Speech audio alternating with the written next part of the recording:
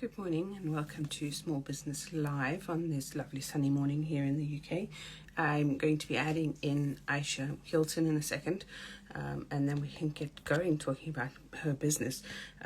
Ayesha is a very passionate businesswoman helping women express their brilliance with her business. So I'm going to invite her on and give her the chance to tell you about it, and then we can get going. Please feel free to ask any questions you may have as we go. My typing's not up to scratch today. And we can invite in Australia, so she's a few hours ahead of us there. Let's see if she is available. Morning Cape Town. Let's see, I've just added her. See how that goes.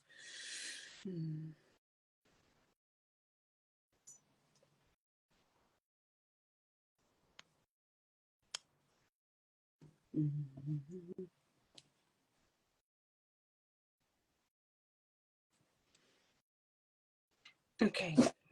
Oh, only one of us talking in the room today, Max, not you. Ayesha has joined. Let's see if she can get on. And here she's requested, so we'll accept that.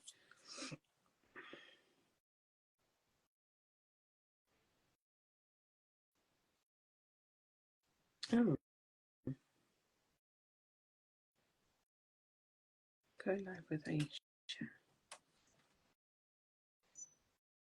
I've had this problem before where it said that somebody's unable to join, which is slightly annoying.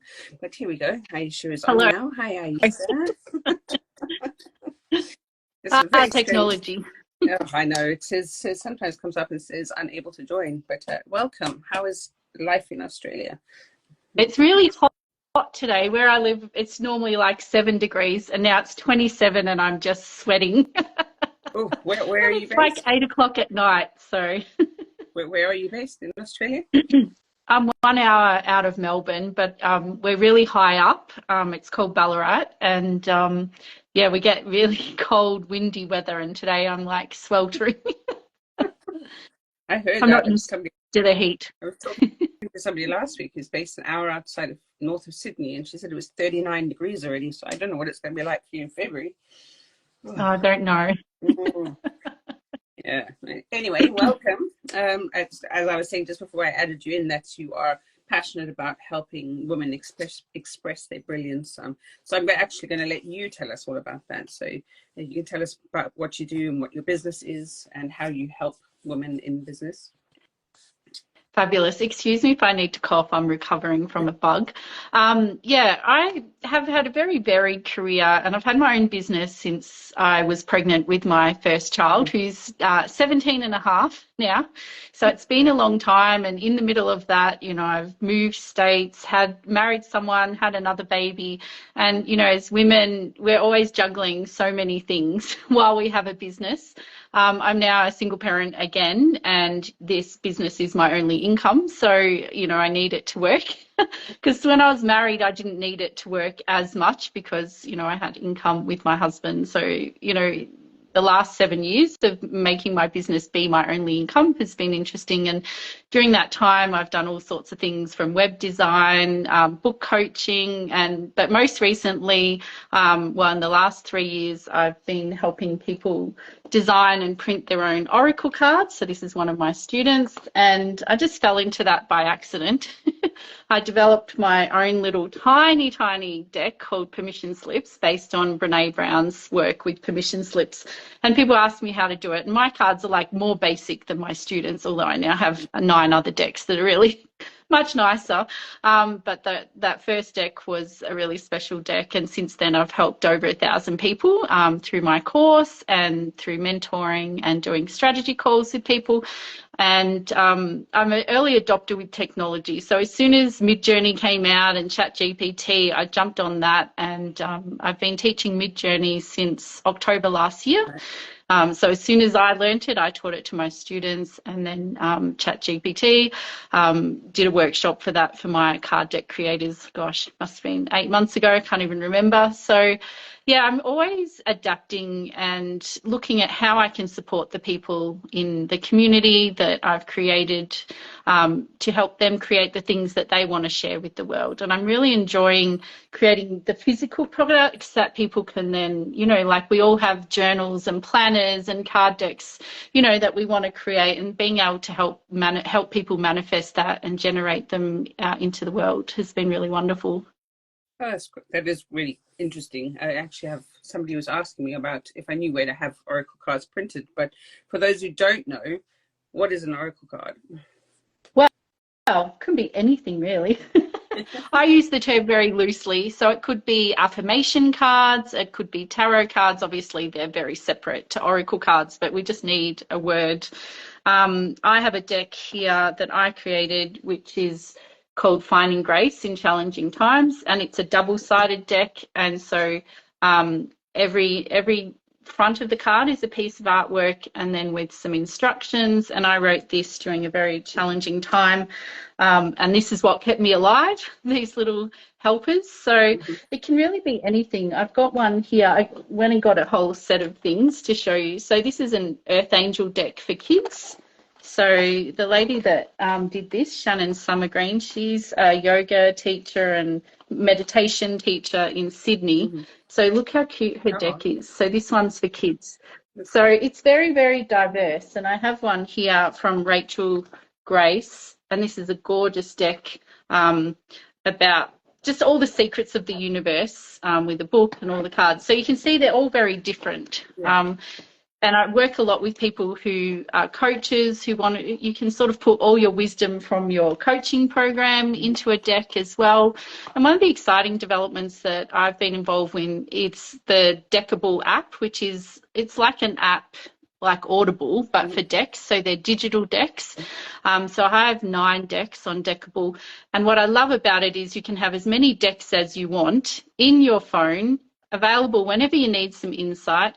But there are decks on, writing prompts. There are decks on marketing prompts and different ways to market your business. So a deck can really be anything these days. And with Deckable, you're able to journal. You're able to keep a history of your card pulls. And it also comes with audio and video if the creators add them in as well. So it's a much more multimedia experience with card decks. So it's really exciting development. Yeah. There's like a whole exciting world out there in cards. I'm actually talking about prompts. I do actually have a deck here about social media prompts. So I hadn't thought of that in the same realm as the oracle card. So, yeah. It's sort of not, but it sort of is. It's like books and ebooks and audio books. They can be on any topic. And I think that, originally people were quite blinkered, like you might have affirmation decks from Louise Hay and Hay House. But now you can put anything in a deck. I have one student, she's a fashion teacher at a tertiary level, and she has this gorgeous deck about the history of fashion. And it's a massive deck, and it's a way for people to engage and learn without having to sit and read, those horrible textbooks. Oh, yeah. Okay. No, that's very interesting. How can you help people who are looking to create their own cards or even their books? So for me, yeah, sure. It's a great question. And I see Sheridan's just said she's never heard of Deckable. Yeah, well worth it. Install it on your phone. Get a deck. If you want to get one of mine, feel free. The Grace deck is my favourite. But yeah, so the main way I've been helping people so far is through my Card Deck Creators Toolkit, which is a course. But I've been doing custom decks for students, or for customers, I should say, and also mentoring people and having strategy calls so I can jump on Zoom and we can work out a design. And I'm also now moving away from doing decks all by myself for someone with their ideas, because they often change their minds once you do it. If anyone's in a service business, so when I used to do websites, they tell you what they want, you do it, and then they tell you, no, that's not what I want. And so like one deck is taking me forever, and I've restructured, and I'm sure we've all have had to do this, where we've quoted a price and we end up working for peanuts because of the scope creep. And that's a lesson for me with this type of project. So now I'm more offering like a package, like a VIP day, and I work with them generating images with Midjourney and upscaling and editing in Photoshop, and then I give that to them in a Canva template all ready to to print. And that way, if they need to change anything, they control all the IP. Because I always get worried about, you pay a fortune for someone to build your website, say, and you can't even log in to WordPress to change anything. So I'm all about giving the power back to the person who's paid me to create them. Yeah, I fully agree with that. I think it's something as small business owners, people forget, is that somebody's paid you for it, it becomes their property. It's like when we're in corporate, all the work that we do for them, we can't take with us. Same applies in the small business world. So yes, I totally agree with you. I've seen so many people locked out of their own websites when I was doing websites for 15 years. And I'm like, that's a terrible idea. Because they can't even give it to another person from Fiverr, say, to work on it. Yes, I've seen somebody whose whole Kajabi site, which should be drag and drop, was hard coded, so she can't make any changes, which is not great. That would just make me cry. Yes, scope creep is my comment from Sheila. Scope creep is an awesome term. It is. It's a lovely term, but very frustrating to be stuck. And it's horrendous when you're dealing with it, right? Like you think, and even just, we've all experienced this, like, how do you quote on a piece of string when you don't know how long that string is, right? And, even if you put safeguards in, you want your customer to be happy. But like if they're coming back with 1 page of notes per little card, it's just going to drive you crazy. True. Very true. So if somebody wanted to do one of your VIP days, how would they join you for one of those? Oh, they can just contact me, DM me. I've got a whole package that you can sign up for. And then I know you've got a lot of people in the UK, so my calendar won't look appropriate for you because I work at Australian times, but I can arrange an evening slot for people. I just don't offer it broadly because I don't want to work at night. I've got 2 kids that need to be fed. Fair enough. I pre-fed them, so they're all fine. I mean, it's 9 o'clock here now. So what time is it in Melbourne? Just to give people an idea. After 8 p.m. Okay. So so UK to Australia is sort of tricky, and then with the time, like we just went into daylight savings. You're going out, I think, or did go out.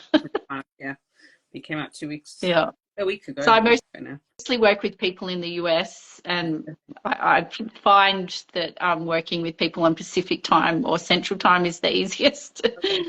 So the very early. But I will work with people from the UK, so don't fear. Well, it works for some of us. I have lots of friends who are very early morning people, and I'm a very late night person, so it can work. But I'm like an 8 to 8. That's it. Yes. Fair enough. You have to put limitations on how much time you put in. Going from that, though, if you were restarting your business, what is one thing you wish you knew? I think it's really trusting yourself. Like there's so much, I'm really anti-bro marketing and all that pushy marketing, and I'm really more actually ecstatic that there's more ethical marketing and less pushy marketing coming, and fake marketing. When people go, come to this live webinar, it starts in 2 minutes. You come back the next hour, oh, it starts in 2 minutes. Like all of that BS is out the window, and I think it's time just to be authentic in our marketing. And also there's something I call the golden thread, and I guess I'm getting better at this, like follow those hunches, the things that light you up. Like this whole card deck business came about just from doing something for fun and then responding to people's requests and giving them what they wanted, right? But still enjoying it myself. And I think that's the key. I don't know if you know about human design, but if anyone's listening and they like human design, I'm a manifesting generator. And that means I need to do more than one thing at once. And, we live in a world where it's like, do one thing, one product, one this, one that. And that actually stifles me. So if you're like that as well, you can look up your human design online with your birth date. It's okay to do what works for you. And I think that that's the biggest lesson that I've learned is that, we listen to all these experts and we give our power away and we do stuff that they tell us. And then we're like, oh, that didn't work for me because it's not suitable for me. So, yeah, that would be my biggest thing for myself and for everyone else is keep listening to yourself. So Like, you can learn from other yeah. people, but at the end of the day, you want to really trust your own gut and intuition. And I think a lot of women, we have very good intuition, but we just sometimes just, pretend we don't hear it. I think that actually breaks down into two of the most valuable pieces of business advice. And that is, one is to trust your gut and go with it, and the other is to block out the noise. So yeah, I totally agree with that. And then we have, so that's for you if you were starting. What is one piece of advice you'd have for somebody if they were starting? If you were just talking to a friend and they said, I'm going to go and start my business, what is a piece of advice you'd have for them? Have some fun with it, but don't quit your day job straight away, because we get a lot of that advice. Go all in, but that creates a lot of pressure financially, and then you're coming from a lack sort of energy and mindset, right? So try things out. If you do have a day job, try things out on the side, because I've had so many failures, right? Like, so many failures. And, I'm doing well now, but I wouldn't be here without those failures. So just knowing that every step towards, where you want to go is never wasted as well. Never wasted, no. Yes, I think expanding on the go all in thing, and the other one is build it and they will come. It's one I've heard quite a lot. Not true. I wish that was true. We'd all be rich. Exactly. Yeah. So, yeah. For some reason, the Google algorithm doesn't necessarily want people to find us, and to just come. So, yes. So, Ayesha, how do people reach you and get hold of your not only, where would they find you on Deckable, as in what's your username, and then how else can they find you, get hold of you to work with you? So if you can see, my name's a bit tricky, but if you can just click on my profile, like my IG, is it called a profile? Whoever I am, Ayesha Hilton. And if you go to the top of my profile, you'll see a link to everything. So I've got like an academy website and then my Ayesha Hilton website. They're all interconnected. Follow me on socials. That would be great. So it's just ayeshahilton.com. But it's probably just, since we're on IG, just follow the IG trail like you normally would. That's great. Is there anything else you'd like to And share? people can DM me. If you can't figure out what you want, where to go, just DM me and I will respond. Remember, before we go away, I just wanted to find out a little bit more about your digital artworks, because you said you work with Midjourney, which, for people who don't know, is an AI image creation. Could you tell us a little bit about that? Yes, so it became open to the public in October last year. So you might have heard of DALL-E 3, and which is now incorporated into ChatGPT 4. ChatGPT 4. I just did a video on that for my community today, so it's fresh in my mind. So basically, it's using an algorithm to generate art. I've generated, I think I've got up to 70,000 images now. And they're so beautiful. If you go to my website and look for my Soul Stock Boutique membership, you'll be able to see the images. And I do mostly spiritual type things like energy and meditation. And today I did a cosmic portals one, and I'm working on an animal one for my subscribers. So I have a stock image membership that's just $7 a month. So it's super cheap, and you get hundreds of images, and they're all beautiful, and you can use them commercially. So if you want to put them on a card deck, if you want to put them on a journal, on your website, you can do what I have. The only thing you can't do is sell them as stock images. So everything else you can do. And, this is the year of AI, in case you hadn't noticed. You'd have to be on Mars not to know that. And I'm all about ethical use of AI. So there are issues with AI. So I don't use living artists' names in my work. I do use Gustav Klimt from time to time because he's my favorite artist.